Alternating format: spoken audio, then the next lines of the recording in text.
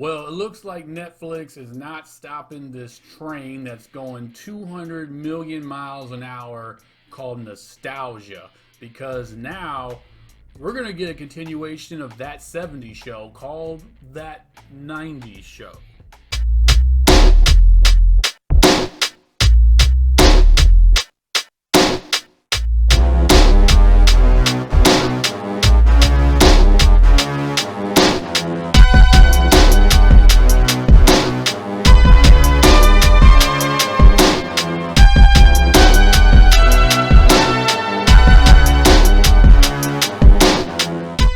You heard me correct.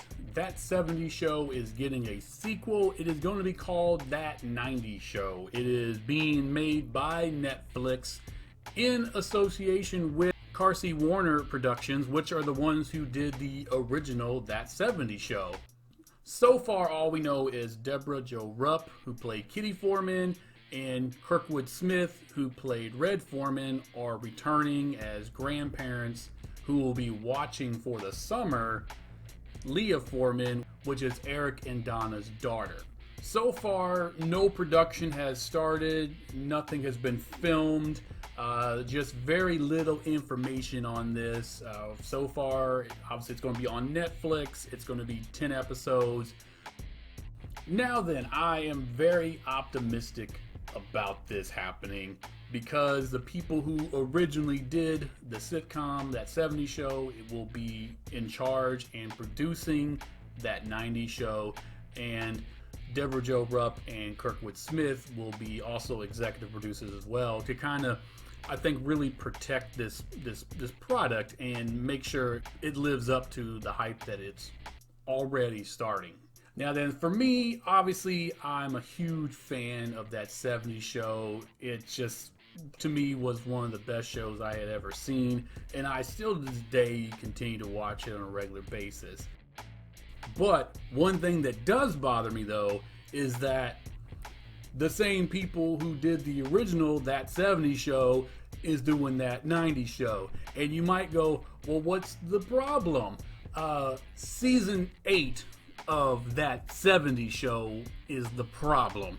And now I know it's not 100% their fault for season 8. They had tied everything up in season 7, and that's because they knew two of their biggest characters were leaving the show for good.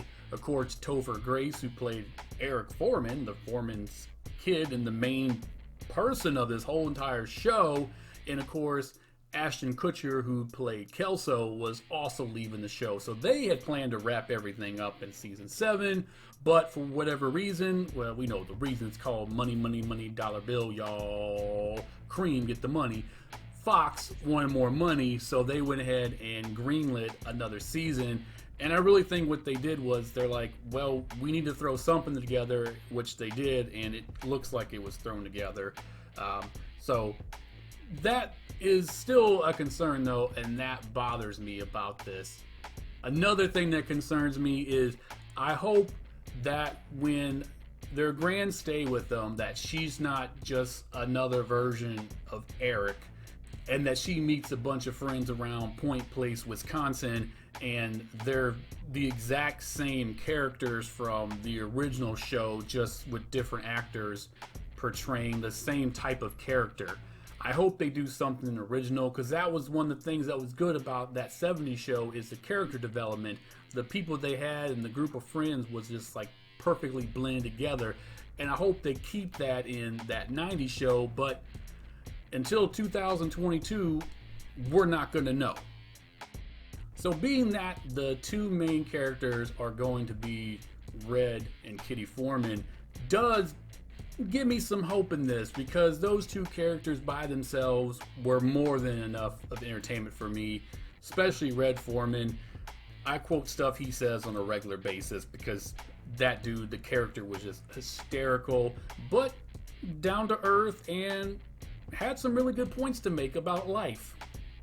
Now then, I do hope that we do have some cameos from the original cast. Obviously, I hope Topher Grace and Laura Prepon, who played Eric Foreman and Donna, I hope because it's their granddaughter, I really hope that those two actually show up. Not one or the other, but both of them show up. I think that'd be pretty cool to see both of them together on screen, especially, you know, after all these years. Of course, if Ashton Kutcher wants to make a cameo, do some crazy Kelso stuff, I'm cool with that. If Mila Kunis wants to show up and do her, you know, Jackie thing, I'd be kind of interested to see where that character ended up at. And of course, if Wilma Valderrama, the man, the myth, the legend, Fez, would like to show up, I would love to see what that dude is up to. That character, that would be awesome. Matter of fact, if there's some way that he's a reoccurring character in this first season, I would be entertained with that. Actually, you know what would be real funny is if he came back and he had no accent. And as soon as one of the old cast members, like Eric, came to town, all of a sudden his accent came back. That would be kind of interesting. I'd be alright with that. Obviously, there's some unfortunate news with the series. You know, Tanya Roberts, who played Midge, you know, Donna's mother, wife to Bob's first wife, she passed this year, so she won't be on the show. I would like to see how they handle that. Hopefully do it very respectfully. Lisa Robin Kelly, she died of an overdose a couple years ago. She played Eric's sister, Lori. Of course, they did recast Lori for a couple episodes later on, and then like the character kind of just disappeared off the series completely. So how they handle that would be interesting as well. But the elephant in the room is going to, of course, be Danny Masterson, his character Hyde. In case you didn't know, he's facing multiple rape charges and is potentially going to spend like 45 years in prison. He was removed from the Netflix show The Ranch because of this, and they kind of wrote his character off.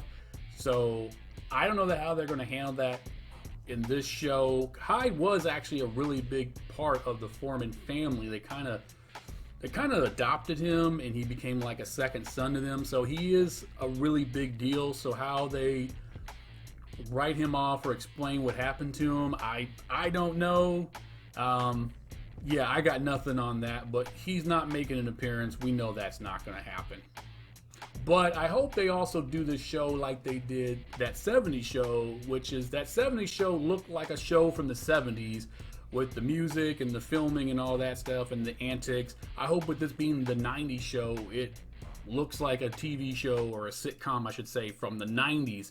I mean, Netflix knows how to do that. They did that with Fear Street in 1995. I mean, that looked and felt like a 1995 movie. So this being the 90s, you know, I think they can do this. So, like I said, I'm optimistic that this is going to be good, and I'm optimistic that this is going to be absolutely terrible.